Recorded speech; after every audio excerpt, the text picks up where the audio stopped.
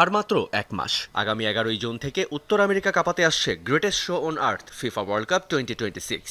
কিন্তু এবার শুধু মাঠে নয়, এবার খেলা হবে মাঠের বাইরেও। ফিফা প্রেসিডেন্ট জিয়ান্নি ইনফান্তিনো পরিষ্কার জানিয়ে দিয়েছেন, এবারের বিশ্বকাপ শুধু ট্রফি জয়ের নয়, এবারের লক্ষ্য বিশ্বকে এক করার। ফিফার flagship campaign football ইউনাইটস the world এবার আরও শক্তিশালী। গ্রুপ পর্বের 48 দল, হাজারো ম্যাচ অফিসিয়াল, সবার জার্সির হাতায় থাকবে ইউনাইটেড ফর পিসের প্যাচ।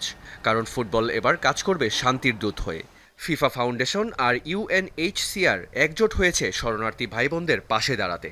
মাঠের উত্তেজনার মাঝেও মানবতাকে ভুলে যেতে নারাজ ফিফা। ফুটবলের সবুজ গালিচায় যেন বর্ণবাদের কালো ছায়া। ফিফার ঘোষণা এবার জিরো টলারেন্স। স্লোগান হবে শুনুন, রুখে দাঁড়ান এবং পাশে থাকুন। 104টি ম্যাচের প্রতিটিতেই বর্ণবাদের বিরুদ্ধে চলবে কড়া নজরদারি। ফিফার বিশেষ প্লেয়ার্স ভয়েস প্যানেল কাজ করবে গ্যালারি সহ মাঠের প্রতিটি কোণায়। নকআউট রাউন্ড থেকে শুরু হবে ইউনাইট ফর এডুকেশন ক্যাম্পেইন। শিক্ষার আলো ছড়াতে ফিফা নামছে বড় মিশন নিয়ে। এবার আর গ্যালারিতে বসে শুধু খেলা উপভোগ করার সুযোগ নেই, কারণ শরীর ফিট রাখতে আসছে বি অ্যাক্টিভ ক্যাম্পেইন।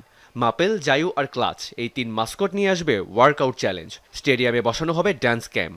এই ড্যান্স ক্যাম্প যখন আপনার দিকে ঘুরবে, শরীরও দোলাতে হবে আপনারও। বিশ্ব স্বাস্থ্য সংস্থার গাইডলাইন মেনে দিনে 60 মিনিট শরীর চর্চা করতে উৎসাহিত করবে এই 3 মাস্কট। 16টি ভেন্যু, 48টি দেশ, 104টি ম্যাচ।